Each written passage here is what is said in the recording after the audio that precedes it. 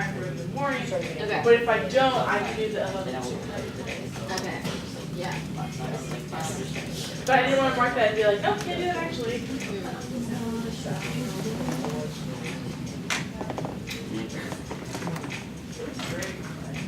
I just emailed him because I just realized I don't have a way to communicate. I was like, I asked for the ETA. In his signature. Love that form, so out of curiosity, why do we have this? So there were Thomas, like, I think it's homecoming week, and like every room that's like where we usually have rooms is like booked. It's like they're just doing homecoming things. And is there a class in the house for sale that we usually use for ACM? We just don't use that for ACM. Class?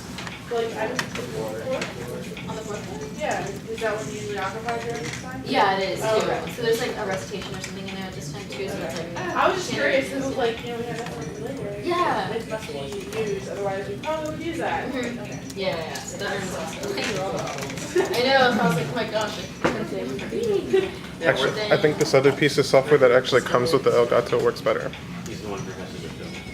I just checked the stream and it's like smooth right now. I love that this artwork. But this camera still sucks, isn't it? Yeah, we were looking at it earlier. Wait, I like that. I like the big stream it. Wait. Stream it. Get our stats up. Yeah, sounds good. Pro tip: if they're not too irritated, ask them for the Canon camcorder because the JVC one only does 720.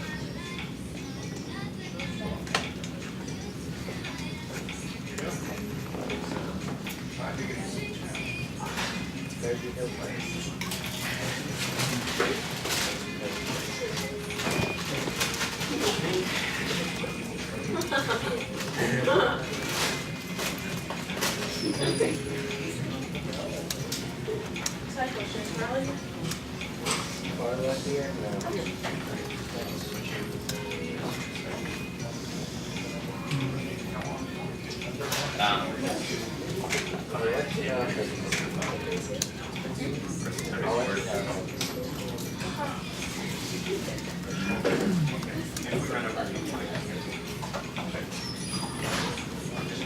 I recommend also check these other companies. They really want to sit, they don't want to really purpose. Well, this seat is open if you want it. I'm gonna try. This might take me an hour to go out.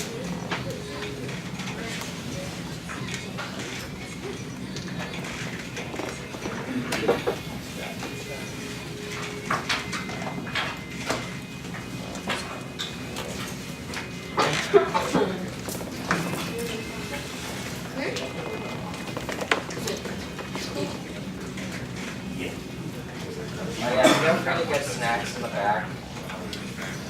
We don't have like the food. Finish line is this one.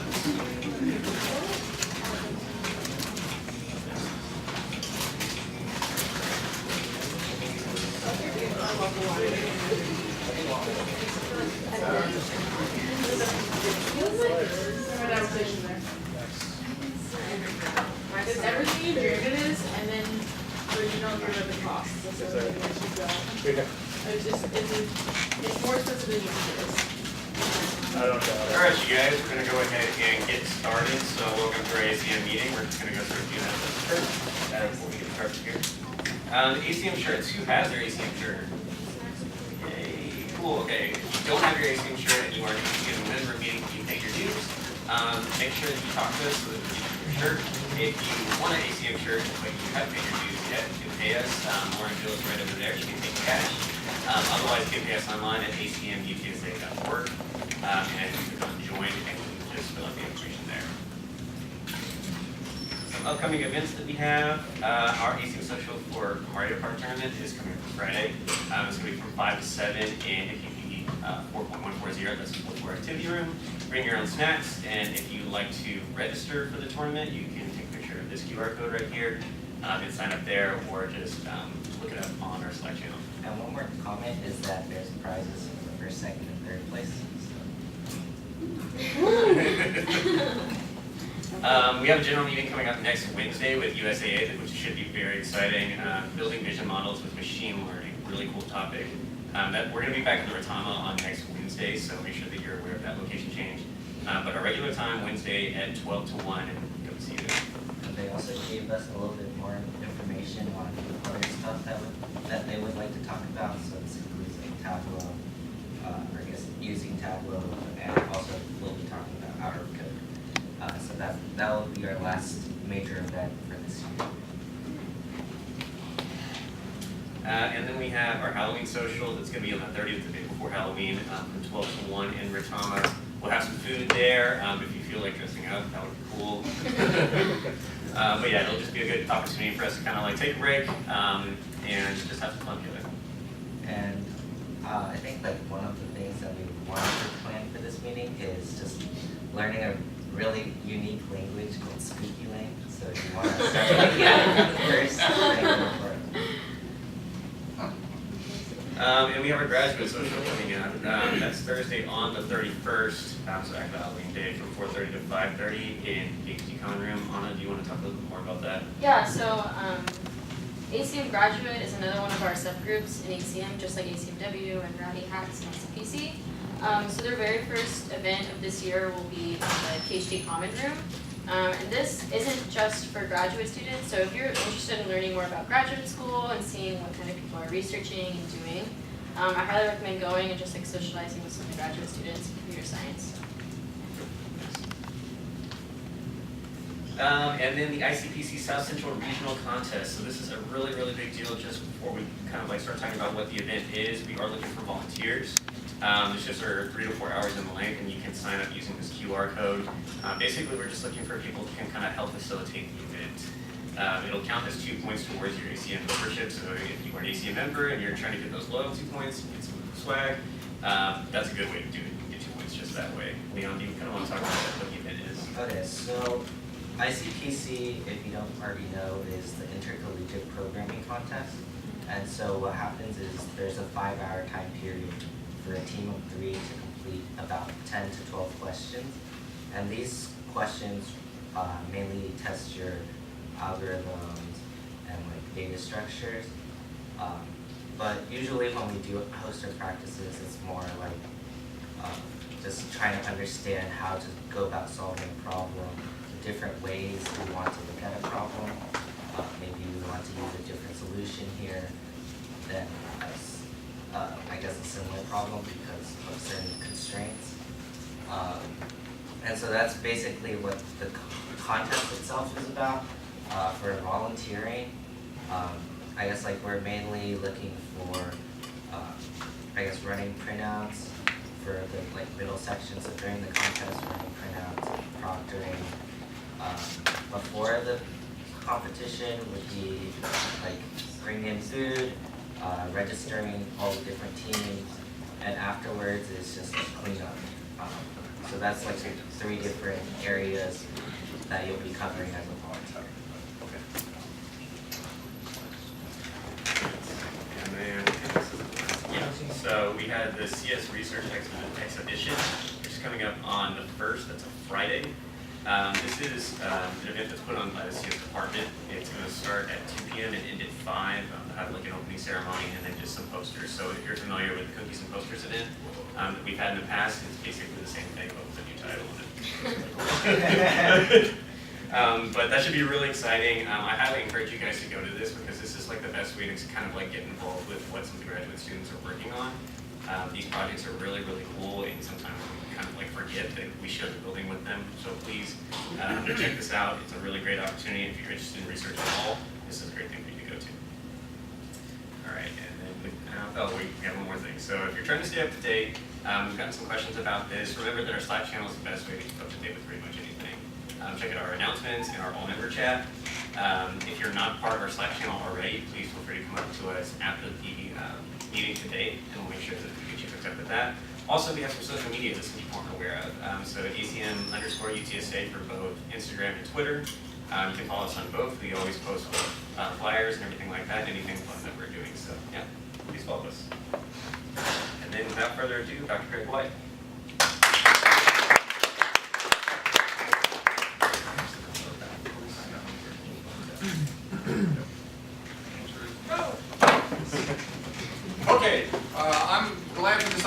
you to come and talk to you folks. Just out of curiosity, so I don't know much about the ACM group here.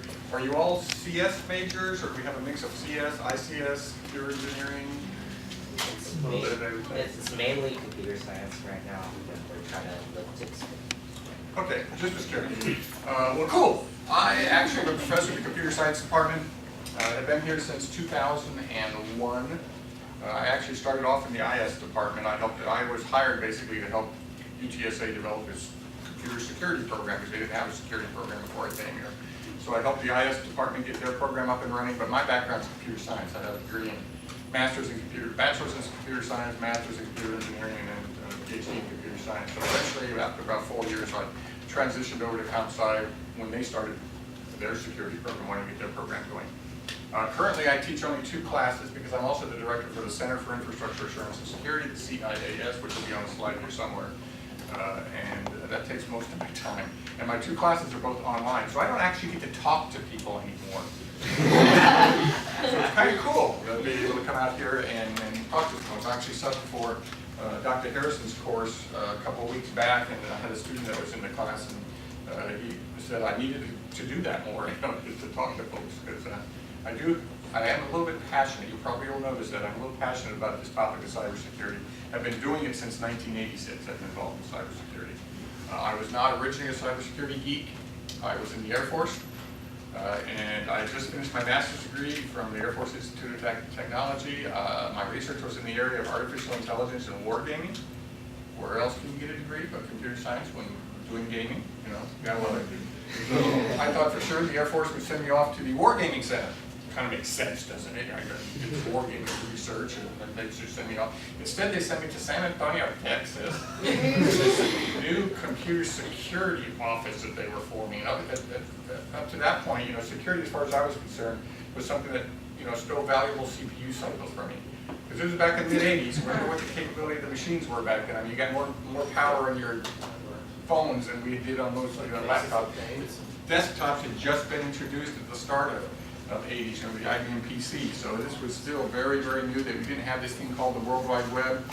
The internet was just beginning to really start taking shape in its current shape. It was an interesting time, but I fell in love with security because it was a fascinating subject, and it still is. Although my first love is still gaming. Anyway, the CIS, just give you a little bit, just a real quick blurb about who the heck the CIS is, in case you don't know anything about us. It was established in 2001 when I was over in the IS department. We are now in the under the ComSci department. We're one of 2 security centers and 1 security institute that have a primary focus on security. 2 of those are in the ComSci department, the Institute of Cybersecurity and the CIAS. And then the other major one is the I'm going to get this wrong because they changed the name, I can't remember. Cyber Center for Security and Analytics, there we go. In the Information Systems over in the College of Business department there. The difference between these 2, if you think normal center or institute at a university, you think research, you think PhDs, lots of PhDs being produced, you think about dissertations that get accomplished and then set on a shelf and nobody ever looks at them again, that kind of research, and that's very common.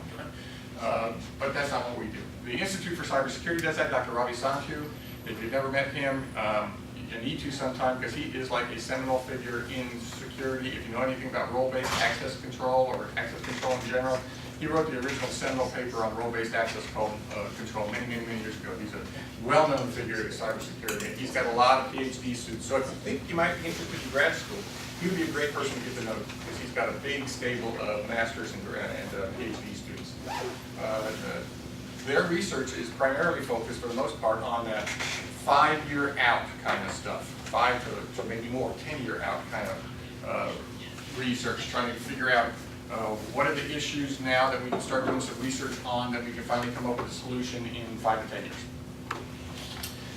Interesting, real good. He does a great job of that. Like I said, lots of students. Dr. Beebe is the head of the other center, the one in the College of Business. They're primarily more focused on applied research. They're looking at 2-year out kind of things. What's going on in industry or government that we need a solution to, and we need to start studying it, and we're looking, 1 year out, 2 year out, 2 years out, something like that. That's her center. Then you got us. And like I said, we've been around the longest. We don't do a lot of that. We do a little research, but we primarily are operationally focused. You know, what can I do to help you today? What are your problems you're facing today that I can help you with today? That's what the CIAS is all about. We have a real big focus on states, locals, tribes, and territories. You'll see SLTT somewhere in the slides here, and that's what I mean by that. So states, local, tribes, and territories. So you know, the local governments and industry for all of those folks. We are involved in the cyber competition, big time involved. Anybody's Cyber Patriot? Anybody say Cyber Patriot alum? Nobody here participated in the Cyber Patriot when you were in? I am shocked. Oh my goodness, my heart. Cyber Patriot, you know what Cyber Patriot is at least? No. There's only like 4,000 schools, high schools nationwide that are involved in this silly thing. It's a middle school and a high school cyber defense competition, is what it is. And we were actually one of the 4 co-founders. We actually have the technology behind it. We do all the images for that. We do all of the scoring engine. We do all the stuff basically to support the technology for the competition. That means that the Air Force Association, who's the lead, they get to deal with the teachers, parents, middle school and high school students. You know, they get to handle that, and we don't have to get involved in that. And that's actually significant, believe it or not. We also run the National Collegiate Cyber Defense Competition. We started that and continue to run that every year. Now I know that UTSA has, I don't know if anybody's here is on the CCDC team, but hopefully somebody would consider it. It's a great competition. We actually had, we have a networking night where we have recruiters come on out and they sit there and we tell folks, you know, bring your resume, and they had the recruiters there, and we've been told by a number of the people that that is the single best recruiting event that they go to every year, because everybody that's at the national championship is someone they'd be willing to hire. That's the level of competition there. So you want to get to the national. Let's see, Panoply is another competition we run. Moving on, we do a lot of professional training and exercises, tank work. We do a lot of exercises, cybersecurity exercises. First one we ran was in 2002 in San Antonio, but we've done a number of them around the country since then. We also do, the training is not for credit, it's not education, so it's not, you're not going to get UTSA credit for it. It's, you know, CISSP, Security Plus, Certified Ethical Hacker. We've got a course that we do for small and medium-sized business leaders. You know, it's the training. So you come in for anywhere from 4 hours in the morning to maybe a week-long training program. So that's the kind of training we're talking about there. We have actually right now 4 grants with the Department of Homeland Security to develop training for that SLTT, again, for states, locals, tribes, and territories, cybersecurity training for individuals at that level. This community security maturity model, we'll talk about that in a few slides. It's that multicolored Rubik's Cube looking thing. That basically what that is it was developed as a result of our experiences in the communities dealing with folks who are trying to develop cybersecurity programs. We are also, I don't know how much you know about folks, I don't know the security background of you people. Do you folks know, have ever heard of the ISACs, the Information Sharing and Analysis Centers? I got a couple nods.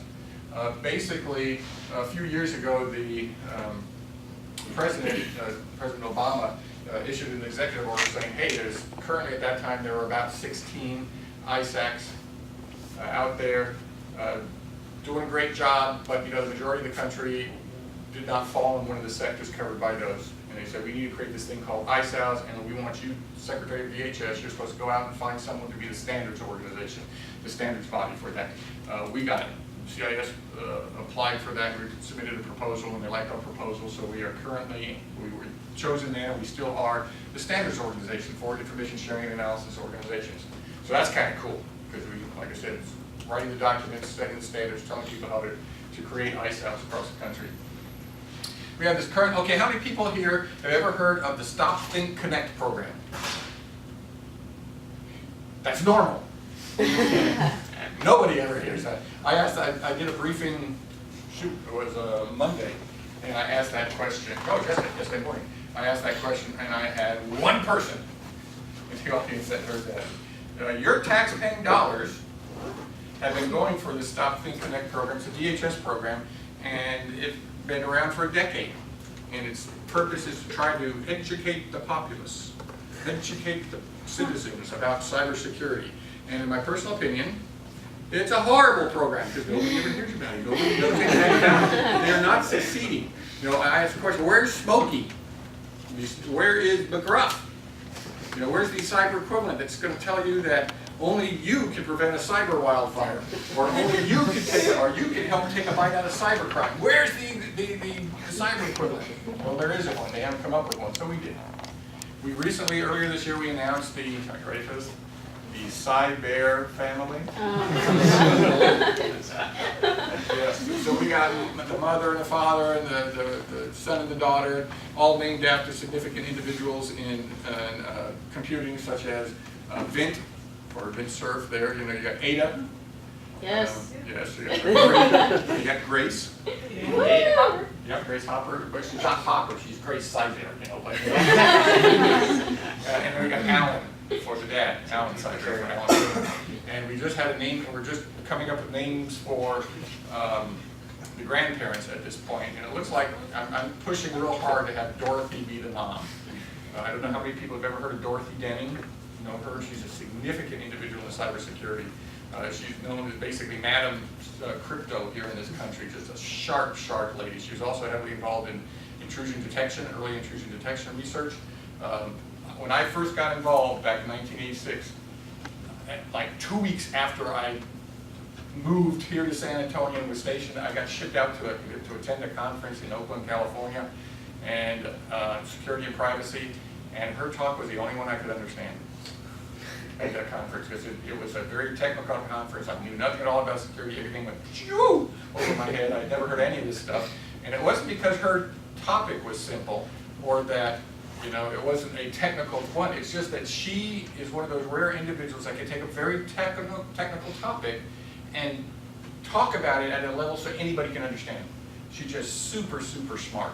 And I met her at a conference a few years later, and I told her about that experience and how she inspired me, because my dissertation topic was based on intrusion detection, or was on intrusion detection systems, based on that one talk that I understood from that conference. And she said, "Oh, cool, what's your research about?" And I sent it to her, and then it ended up in one of her textbooks later on, so she mentioned me in the textbook. But it was really cool, because she's one of my idols, you know, type thing. So anyway, we're looking at her, and I don't remember who, I think it was,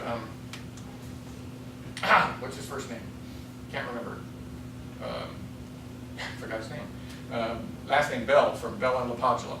You know, the model that's used by the military for access control. Anyway, so that's our culture security program. We actually started that. We've got certain things that we're developing. We've got a number of different documents that you can download.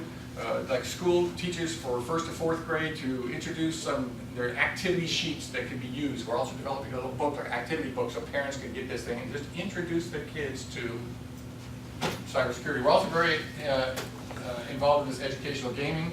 I assume you all have by now your own deck for the Cyber Threat Defender game. The Cyber Threat Defender collectible card game.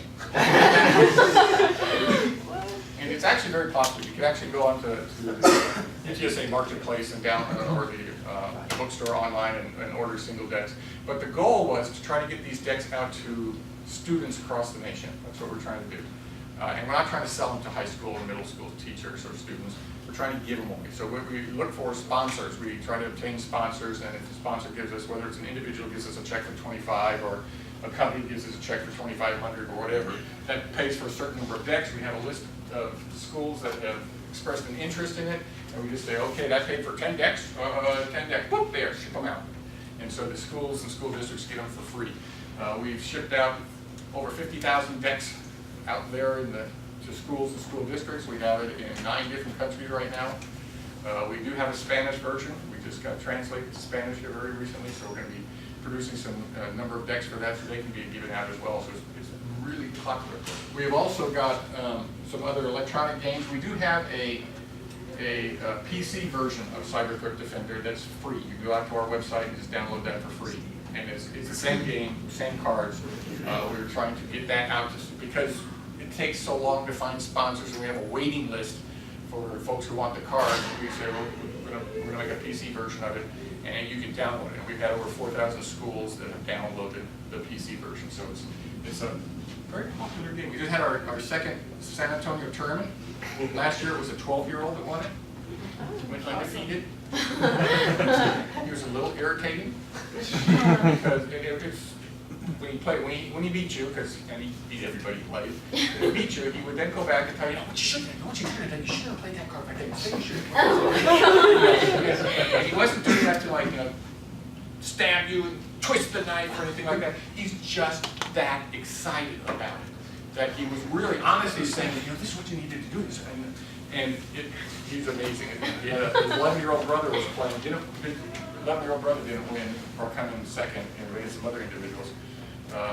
But we also have a video that his dad did of him playing this game and teaching it to him. He's on the floor and he's got about a dozen other kids approximately his age, his age plus or minus.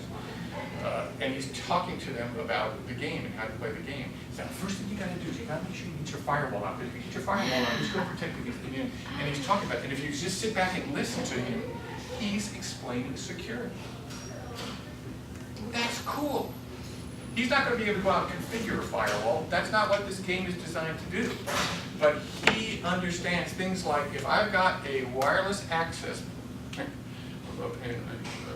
router or something in my house here, if I've got wireless access, I need to have encryption. Otherwise, I am susceptible to certain attacks like wireless sniffing.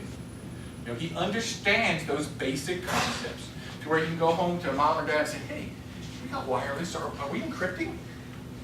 He can ask those kind of questions because he understands the ramifications of not having it encrypted. That's cool. That's great. So know that. We do a lot. Basically, bottom line, if there's something cool going on in security, it's probably us.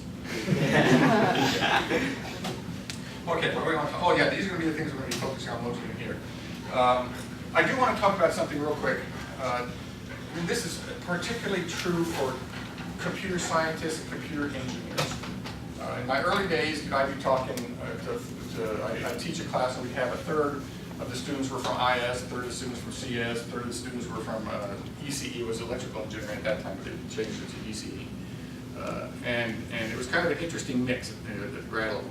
And I'd say something like patch management. We're talking about patching and patch management. And I would make a comment about when a patch comes out, you have to make a decision as to whether you're going to patch your systems, because the patch is a business decision. You have to make a decision because the patch may interfere with some other critical process you have on the computer. And that critical process may not run if you patch. So you need to test it before you do the patch. And as soon as I said business decision, all the IS students said, okay, got it, business decision. And all the CS folks and the ECE, every time I made that statement, I would have some of the techies come down and argue with me about that. No, you got a hole, you got a solution, you put them together. I said, yeah, that's in theory, but that's not the reality of the situation when you get out there in the real world. You have to take a look at it. Does it interfere with something? No! You have a hole, you've got a solution, you put it together. You know, to have these arguments with the folks. So, if you go back to the early days of computing, back when I got involved in security, the goal was prevention. We wanted to prevent computer systems from getting broken into.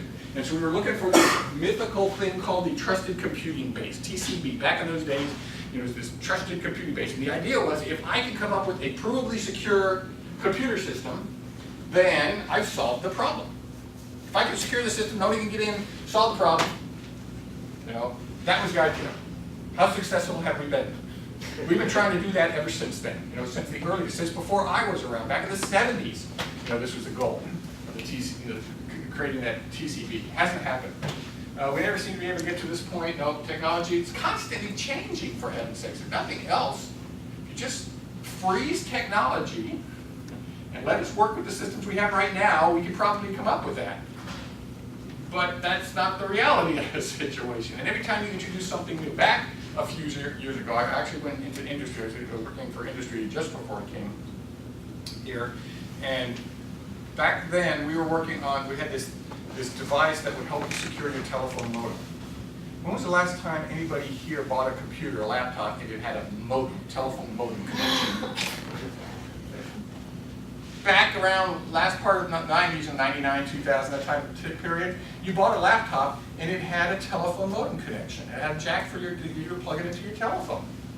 You don't see that anymore. doesn't happen. You may not even have, what we now have wireless. For a few years, you have to ask, you have to order special if you wanted the wireless. But now it's just like, it's there, it comes, right? Technology changes.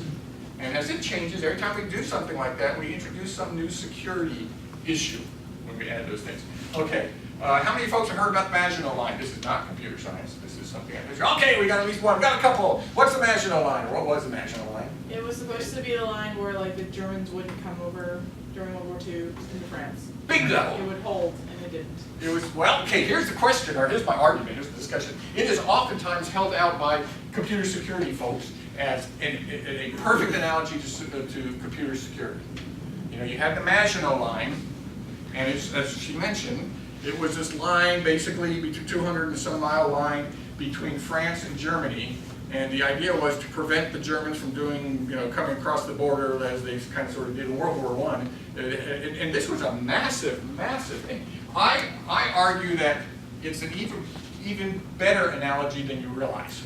The analogy being that, like computer science, we built this wonderful defensive thing, and it doesn't work. I argue that the Maginot Line worked perfectly. It did what it was supposed to do. Yeah. And we'll talk about it. Here's what it was. Hitler. What did Hitler's folks do? They bypassed it. It worked. It did exactly what it was supposed to do. The Germans did not come through that line. It was great. It worked wonderfully. As a matter of fact, after France surrendered, there were still a number of troops in those bunkers. Yep.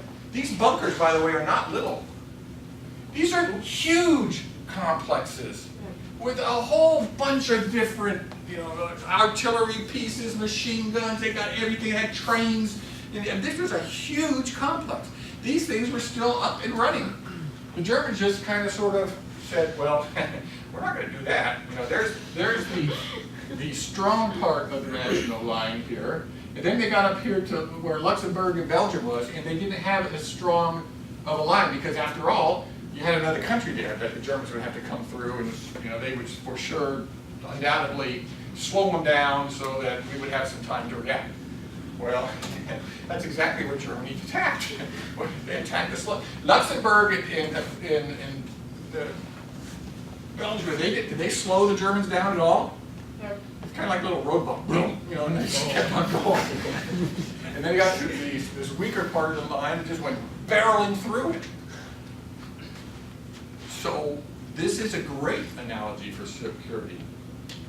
Like I said, even better than when people talk about, it didn't work, Maginot Line didn't work. It sure did work. And what the Germans did was find a way around it. And our defenses, I have a system here that's got a strong firewall and intrusion detection system on the network and all sorts of other fun stuff. Am I going to attack him and just keep on, hit, or am I going to come over to one of his partners, third-party partners who's got a direct connection over here, try to gain access to him? He doesn't have the same level of firewall and intrusion detection, all those other kind of wonderful things. I'll gain access to him and then go in the back door here. That's what happens. All the Target. You all heard about the Target breach, right? That was a big one. It wasn't Target that got broken into initially. It was one of their third parties. That's where they gained access to them. Okay, so that's my Maginot Line. Germany went around it. Okay, most of this talk is actually from, and I'm going to have to speed up. Most of this talk is from a talk I gave a couple weeks ago over in the Netherlands. I was invited to go over and be a keynote speaker to talk at The Hague on security topics. I had been there the previous year and spoken about information sharing, and they asked me to come back and talk about some more about that because, well, we're the standards office for it, and the United States is seen as the lead in many respects in a lot of areas of cybersecurity. My talk was this one that was advertised, I think, talking about Hawaii. It had that little wonderful title about Hawaii, think like Hawaii. Well, it's aimed at cities. Remember, one of our focus areas is states, locals, tribes, territories. And so if you take a look at it, are cities a target these days? Absolutely, especially if you take a look at ransomware. Most of these are ransomwares. And it's not just US cities. We've got London, we've got New Delhi, up in Mumbai, we've got all sorts of different, it's a worldwide issue. Most of these are, like I said, ransomware. Not all attacks on communities are ransomware. Ransomware is kind of interesting. If you go back about 3 years or so, the ransomware attacks that were occurring were against individuals. You know, someone would attack grandma's computer system because does grandma have it protected real well? No. But she's got all those family photos on there that she absolutely does not want to lose. And so grandma would pay the $600, $500, $600, $700, whatever was being asked at that time. And it was in the hundreds. But the bad dudes and dudettes out there, they got smart. I can go after 1,000 grandmas, or I can go after a few cities, and I charge the cities, instead of $600, I charge them $600,000 or $200,000 or some, depending on the size of the community, some other such number.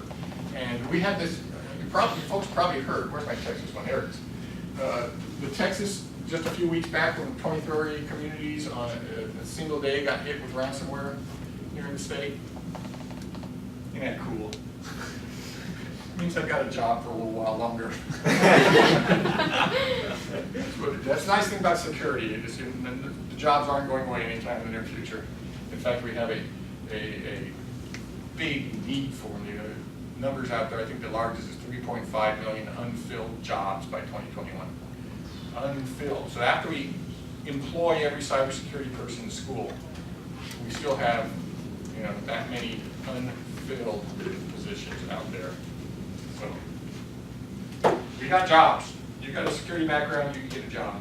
Here's a great little report from the DHS, the Department of Homeland Security. Every year they produce this national preparedness report, and what it talks about the previous years. This was the 2017 report. I pulled that one up. 2019 hasn't been released yet.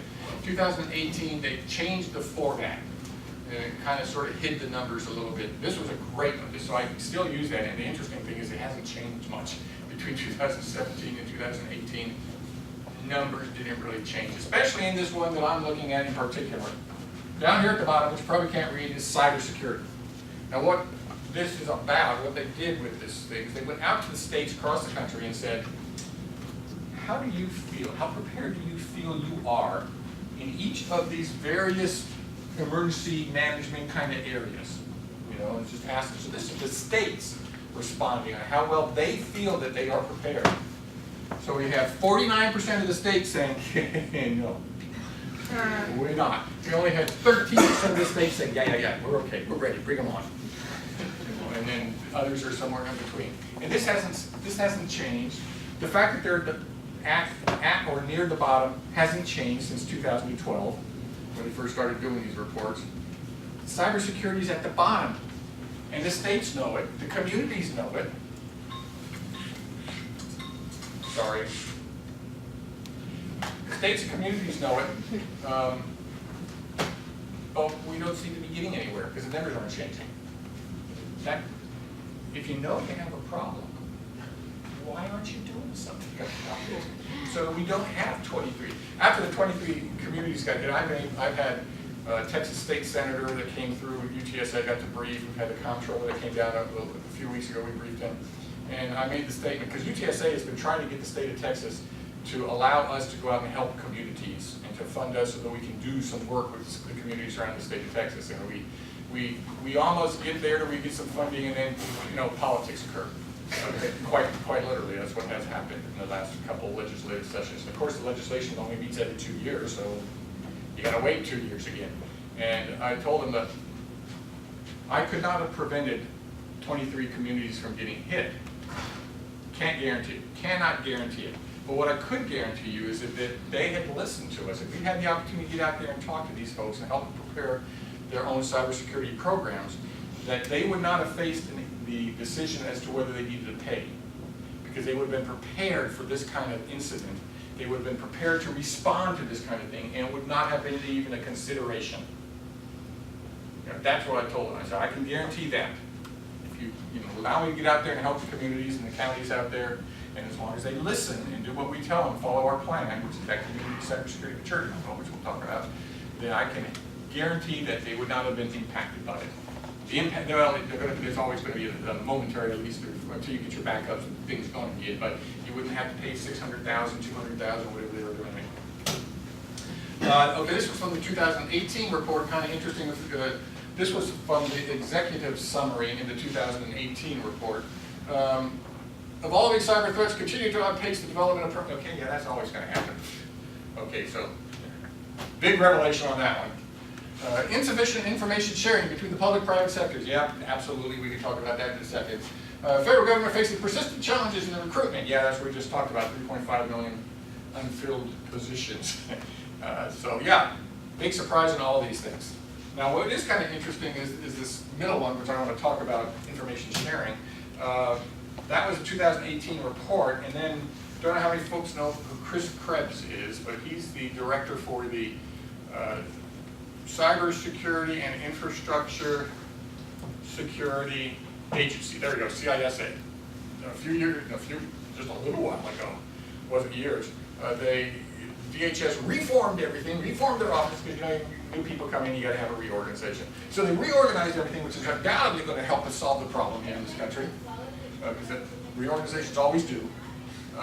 And they formed this new agency within the Department of Homeland Security. They took existing offices, basically, and just combined them into and put them all into this one agency. And so now, cybersecurity is an agency. We didn't add a lot of people, we didn't change the budget, we didn't do anything else, but it's an agency now, so that's going to solve the problem. So anyway, Chris Krebs is the director of this, and he made this statement, you know, about, I'm sick of hearing about information sharing. Well, that kind of inspires us in the information sharing side. I got, as soon as he made that statement, I got a number of emails from people around the country talking to me about that. Hey, did you hear what Chris Krebs said? And I pulled it down to see what he had said, and I said, well, yeah, I actually agree with him. Because if you go on and read the entire statement, this is a good example of misinformation. He didn't say he was against information sharing. He was saying that you can't expect information sharing to solve all the problems. It's not going to. Absolutely correct. I agree with that. It's not. Information sharing without an underlying cybersecurity program, not going to get you anywhere. You need that underlying cybersecurity program. Cyber implications, state and local. Yeah, bottom line, most communities and counties don't have the foggiest notion how dependent they are on their cyber infrastructures. Absolutely do not understand. We have done, like I mentioned earlier, we've done cybersecurity exercises around the country and communities around the country, and it was not uncommon for us to have chief of police, fire chief, someone like that. By the way, when we do an exercise, we tell the folks, leave your IT people at home. We don't want them at this thing. That's the first thing they want to do, is to send the IT people. We don't want them. The IT people know there's a problem. They know they've probably been asking for more money to do more security stuff, and they haven't gotten it. Leave them home. We want mayors, city managers, chief of police, head of the EOC. We want the leaders. We want the folks who sign checks. And we were actually very successful at getting that. We had governors that showed up at the state exercises that we did. So we were successful at getting the leaders. And I forgot what I was saying when I went off on that tangent. That'll teach me. Oh, I don't remember. It was something about exercises, I'm sure. Cybersecurity exercises. Oh, I know what it was. Yes. So we'd have like a chief of police or someone would say, well, no problem. If the computers go down, we'll just go back to pencils and papers like we did in the old days. Yeah. And we've never seen that work in any community that's been hit. Had problems. Because first of all, they have a lot of new young people that are police officers, for example. Have they ever done paper and pencil? No, you crusty old chief, you have, back in the old days. But new people haven't. Have you ever practiced that? Do you have the forms that you need to have them fill out? They'd probably be in a box somewhere in store or something, Do you get the idea? No, it's not going to be possible to go back. Plus, we'll go into a community and we'll say, okay, so how important are things like we didn't go in and when we did these exercises, we didn't try to go in there and blow them away with technology or anything like that. And so you got to have this and start talking about deep, dark secrets and the security kernels and how this works and the reference monitor, and you're able to break in and do something. No, because if you do that, it goes over the head, you lose them. We did easy stuff. We said things like, so is 911, your 911 system, is that of interest to you? Everybody said, oh, sure. Okay, here's how I take down 911 in any community in the country, easy. It's an easy thing to do, to take out 911. We've done it here in San Antonio by accident. Not we, I'm saying the community has. Because how does 911 work? if you, a 911 operator, you have someone call up and say, hello, this is 911, what is your emergency? You know, they do something like that, and you don't hear anything, so you just hang up, right? No, they're not supposed to hang up, because that could have been someone who just, you know, someone's holding a hostage and they secretly do the 911 over here on a phone or something. So they have to try to listen. Maybe it was someone who, you know, they're about to pass out and 911, they go down. You know, so they will send them, try to, you know, figure out where the location is and send someone, send a police officer there to figure out, to check it out, to see what's going on. That's the process. Okay, cool. Is there an infinite number of connections possible? No, there's a finite number. So what do I got to do to take out 911? Just generate a whole bunch of phone calls, right? Can I do that using something like, oh, voice over IP? Sure can. So very easy to take out. Now, when I was talking about 911 being taken out here in this community, a couple of years ago, I think it was at New Year's, we had very dry New Year's. And you had everybody launching fireworks and shooting guns and doing all sorts of fun stuff. And all these little fireworks thingies were coming down, bottle rocket stuff were coming down. And there was a boatload of little grass fires in and around San Antonio. And so everybody was calling up to talk to you know, let the authorities know about fire here, fire there, fire whatever. And there was just so many people calling up, it took 911 out. You couldn't get through. So yeah, it can be done just normally.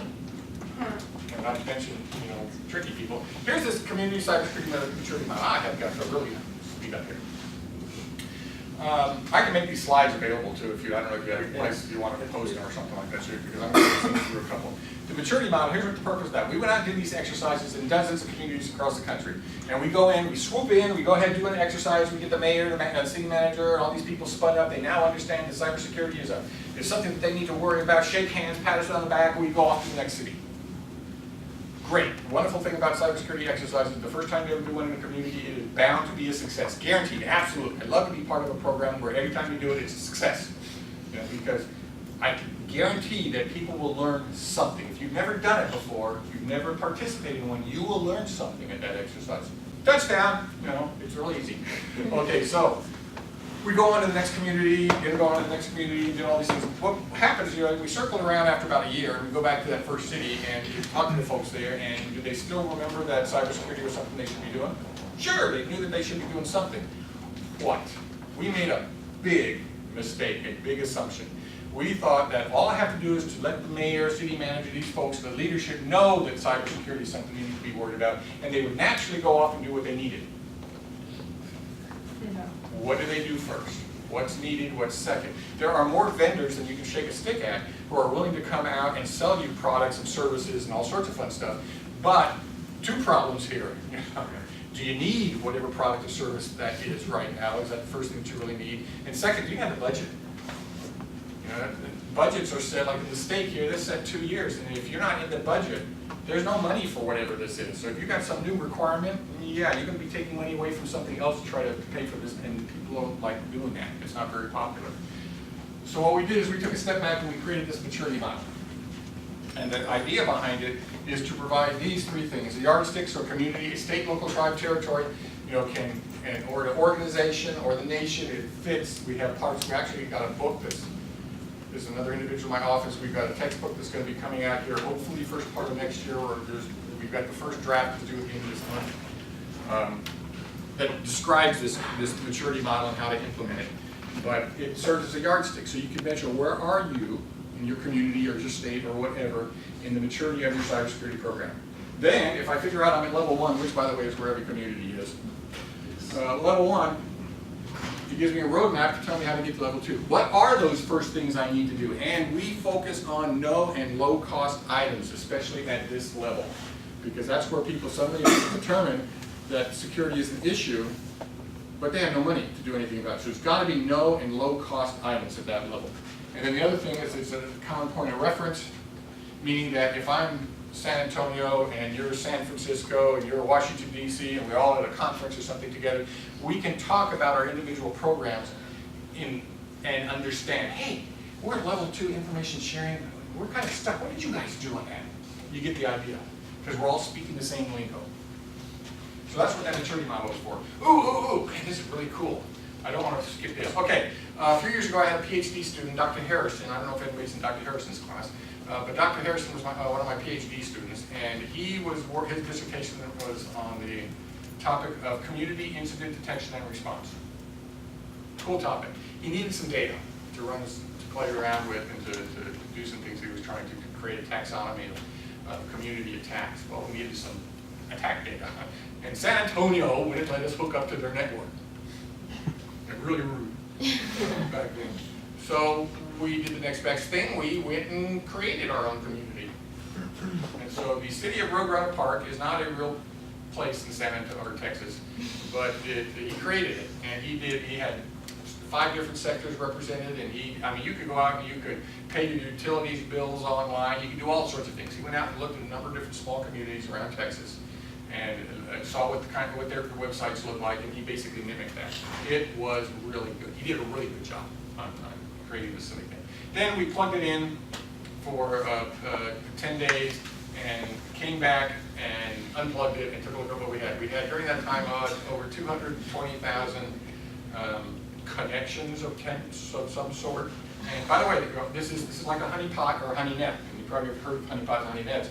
You know, in theory, there's nobody that should be touching this because there is no Roadrunner Park, so why are you going there? Now, there's a chance that someone just stumbled across this somehow, but that's okay. So we took a look at those 200 and some thousand different connections, and we identified, no doubt about it, just over 3,000 attacks. Neat. We took a look at that. Now, the important one, here's the different sectors over here. And then the important one's the one over here. One here meant that there's 1,400 of those, 1,430 of those 3,000 attacks were on a single sector. And 151 were on 2 sectors, 52 were on 3, and so on and so forth. Okay, interesting numbers. That's cool. This is the important one, right here, the asterisk. What the asterisk represents, and take a look, it's another 1,400, so almost half of the attacks fall into this category. And what that is those are attacks which would fly below the threshold, and there would have been no alert generated because of normal thresholds. I'll give you an example of what we're talking about. If you have a single failed login on a system, user ID using some user ID password combination, do you alert on that? No, we don't do that. Ever since we have to have 46,000 long characters for our passwords. Now, I fat finger my password at least once a day. You know, because I get flying on there and the fingers get crossed or something. You know, I have to pay attention to my password more so that it'd be one letter, so that I have an opportunity to type fast. But no, I fat finger. If the security geeks here at UTSA came running down to check on me every time, was that you? You know, that they'd be doing that, they'd be doing nothing but going back and forth just between me, not to mention all of you folks. So nobody alerts on a single failed user ID password combination type thing. I can't say nobody, there are organizations that might. But the vast majority of people are not going to worry about that. Okay, cool. So that's what we have here. What happens if you take a step back and we notice the single failed login attempt using a specific user ID password combination on his system, and then a second later we notice it over here on this system, and a couple seconds later we notice on her system? Is that painting a different picture suddenly? Yes. Would I like to know about that? Absolutely. That's what I'm talking about. Any individual system, or any individual one of those sectors there, it would have flown below the threshold, the normal thresholds. You wouldn't see it. And it's not until you start comparing across the sectors that you will notice. So almost half of the attacks would have gone unnoticed. This is what the ramification of this is. Is that significant? Well, we kind of think so. That's significant. Almost half the attacks would have gone unnoticed unless we're communicating across the sectors. Let's get back to that information sharing thing. Okay, information sharing. There was originally 16. They were sector-based, so you had financial services, you had energy, you had natural oil and gas, you had all the different critical infrastructure. We decided that this was a slide that I swiped from an early DHS briefing once we were named the standards org.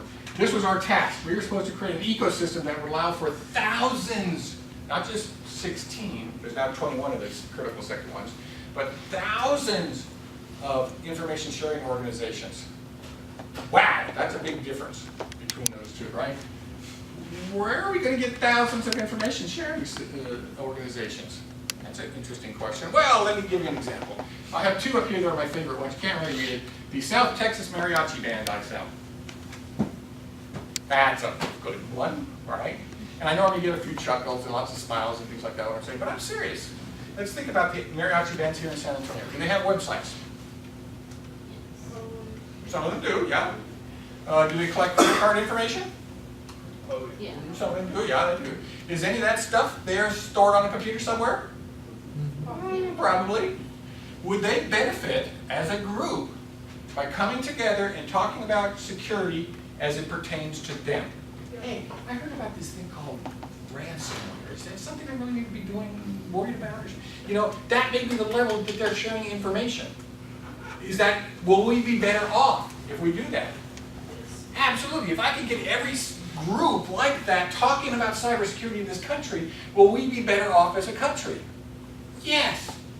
So that's what we're trying to do, is to create an ecosystem that will allow for very informal information sharing, or something like the financial services sector. We have, for example, the credit union ISAL, very robust, lots of threat intel analysts working 24/7, those kind of environments. You have a broad spectrum of information sharing. You share information that your members in your organization are ready to do something about. If you can't handle the 24/7 threat analysis going on, you don't know what to do with that, then don't share it, don't be part of that. It'll just be a waste of your time. You share with what you know. Here's another interesting one. My West Coast cannabis growers.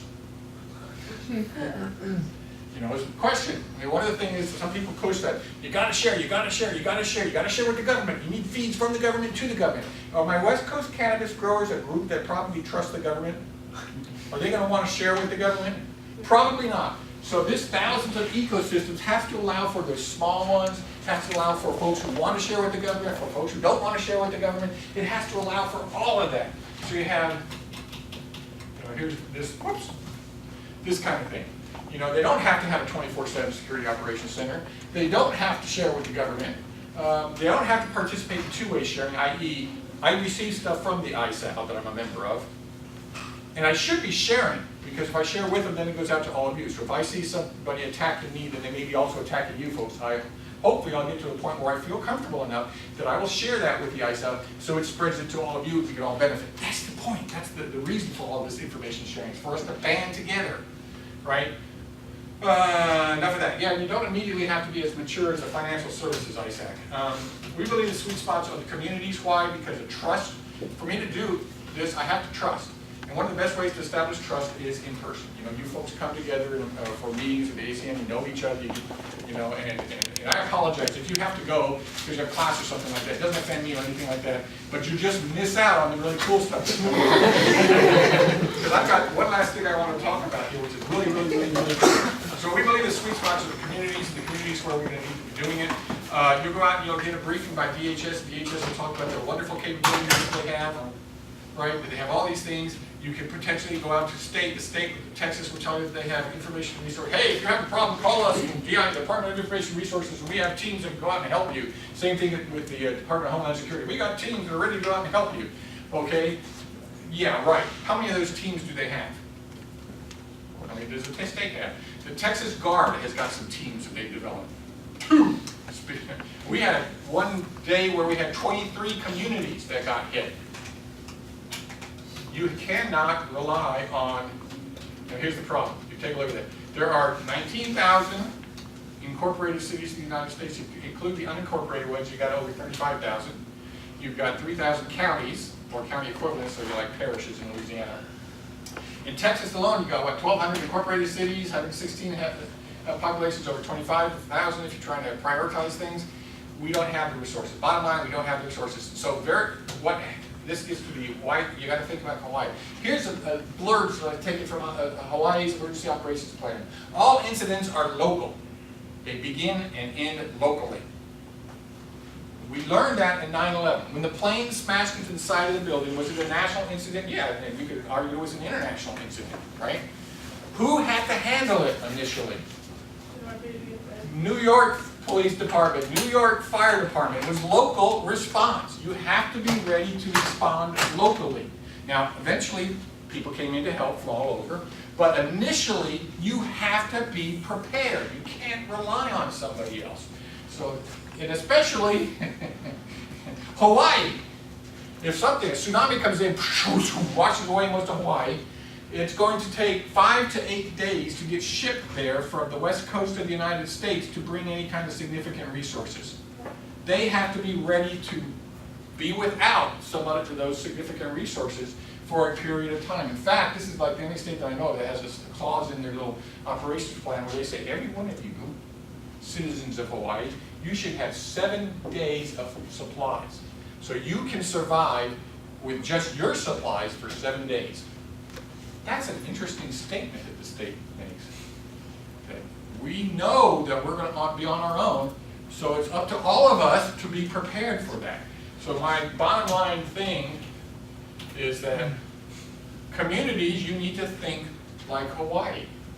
From a cybersecurity standpoint, you have to be able to be prepared to respond on your own, because you cannot rely on the federal government, you cannot rely on the state government. There are not enough resources, and even if there were resources, you are going to have the initial response anyway. It starts locally.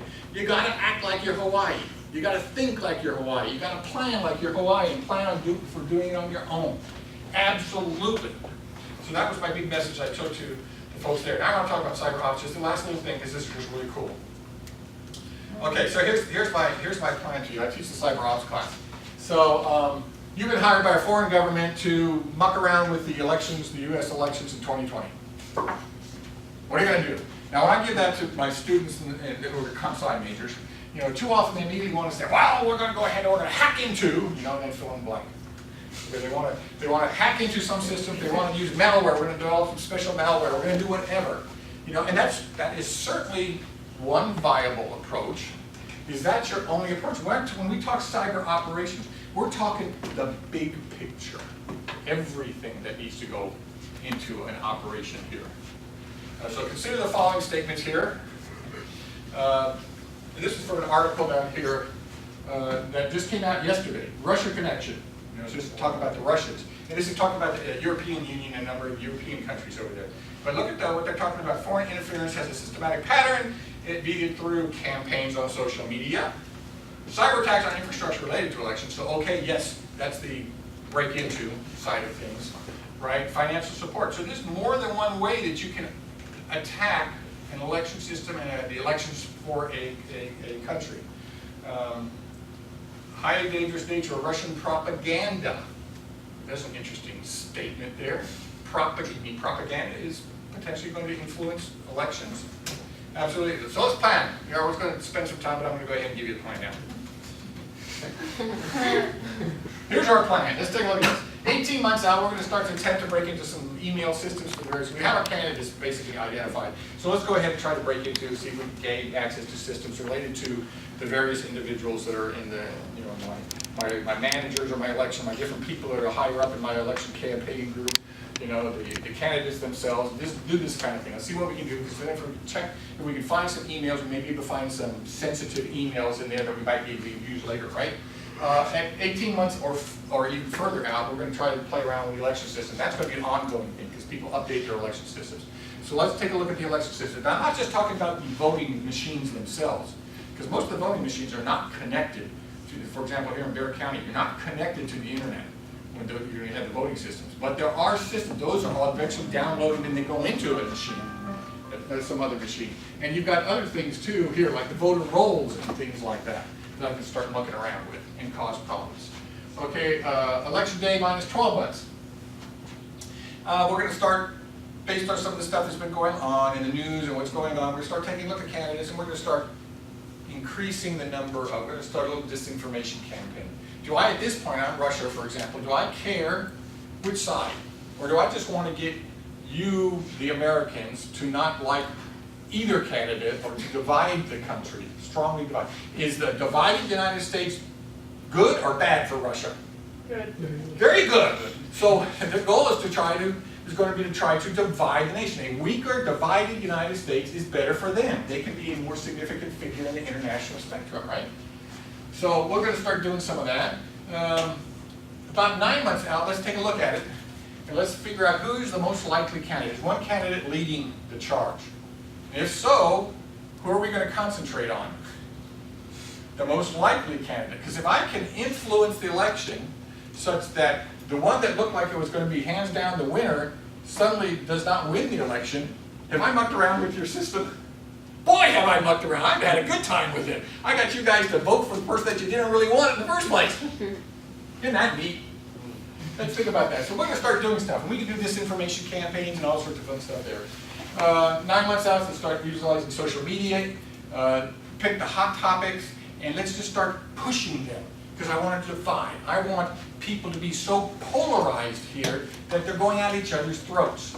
I want an upset nation here is what I'm looking for. 3 months out, this is continuing the release of disclosure, and I may want to start dropping things on the other candidate too, so you now get people who are really, look at you're a criminal, no, you're a criminal, no, you know, we're arguing back and forth about who's the bigger criminal. You know, type thing. 2 weeks out, let's drop some incendiary one, supporting some of the stuff that has been said. I mean, and we don't have to find something for real. We create it, right? How long is it going to take to prove or disprove something like that? A while. Okay, then election day, if we broke it in, we could potentially mess around with things. So let's take a look at 2016 as the last thing and see what happened. Was information obtained through emails? Yeah, absolutely. Was it only one candidate, one side that was attacked? Just the Democrats with Hillary stuff? No! There's evidence. We know that they attacked both. They attacked the Republican National Committee and they attacked the Democrats. They attacked both sides. But long time out, when a lot of that was going on, it was before anybody was we didn't know who the candidates were going to be, we didn't know who was in charge or anything like that. The summer 2016. Summer 2016, who was the, no doubt about it, individual that everybody, just about everybody, expected to win? Who was it? Hillary! So, you're the Russians. What do you start doing? Do we start trying to drop little things, release things, do whatever that will make it, that will maybe start swaying people away from Hillary and get them to go over to Trump at that point? Do I really care? Do I really like Trump or do I like Hillary? No, I'm just trying to play with your election system. I'm just messing around with you. It looked like Hillary. Hillary was supposed to be a landslide winner. That's how much support she had, right? So if I could do something that'll help influence it so you don't get Hillary, you get Trump, which is not what, and okay, in the election, popular vote went to Hillary. There were more people that voted for Hillary Clinton than Trump. Trump got the electoral vote, right? So that's why he's the president. This is kind of interesting, you know? Here's an article from back then where it was fake news articles were they used. Absolutely. I mean, you hear about these fake news, and it's been said so often that everybody comes, oh, give me a break, not more articles about fake news. But was it real? Absolutely. I'm not talking about the Republican National Committee or the Democrats here in this country. I'm talking about the Russians. They did some interesting things. In fact, they've got some quotes from some people who were paid, and this is great. As a comp-sci person, you folks should love this. They had some people that they paid to create fake articles, with fake things, and if there was something that was said or done, you grab that one piece of information and then you pile on with other stuff that may be fake. So you've got the real one, and so I believe this because I know this to be true, and then you pile on with these other things. These people were paid by the Russians, but you know how the clicking through kind of thing. If I can get an article and I have a lot of clicks on it, I can actually get paid for that, can't I? So they were getting paid twice because they had all the people, they had the Russians who paid them to do these articles, and then they had a large number of clicks. I can get something really interesting, and I can get people to mention on social media, and everybody wants to click and go read the article, and then I get how many, you get the idea. They were making a fortune. This is cool. I can make a fortune with this information and creating fake stuff. A new job possibility here. We talked about, we constantly are fighting for funding in the CIS, and I saw this, that guys, I think we're doing it wrong. we need to just open up and become a misinformation source. We make a lot of money here. You know, we're talking about trolls and things. I mean, this is great. Is the nation divided now more than it has been in a long time? Yes. Did the Russians win? Yes. Well. You know, I'm not talking about one candidate. I don't care who the candidate was that won. It could have been Hillary that won. You know, if they were able to divide the country, to help divide the country and get us, and we've seen that. You can go back and see some of these things that they did. It was specifically designed to impact this nation and get us divided. You take a look at the articles, the news articles they were writing and things, it was designed to mess around with this country. Are we more polarized than we have been in years and decades? I would argue that we are. I have never seen, I'm an old guy, gray hair, and it's, I haven't seen it this bad. It is bad, you know, and it's really polarized. What is our response to all of this, you know? What should our response be? I know it's kind of hard. I'm looking down the aisle here, so you're on the right, so you get to be the Republicans. You guys are on the left, so you get to be the Democrats. You guys need to reach across the aisle to each other. We need to soften this somehow, or it's going to happen again. It's going to happen again, and we're going to be even further divided, for heaven's sakes. And who's the winner then? It's not the U.S. So I get off my soapbox there. But in terms of, I think I just answered it. Anyway, they'll figure it out. In terms of cyber operations, take a look at, like I said, what the Russians did, and think about the entire campaign.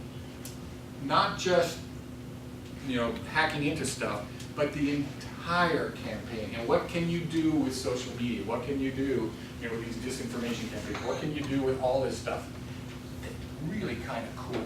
And we need to think about the entire big picture. You know, so try to con folks all into signing up for cyber ops, because it's really fun. It's a fun class. We talk about things like this. You know, that's what it's all about. Okay, I went over. I apologize, but you know, good stuff. I can stick around and talk if anybody wants to ask questions or anything. I can stick around for a little while, but other than that, you guys probably got to, you know, get.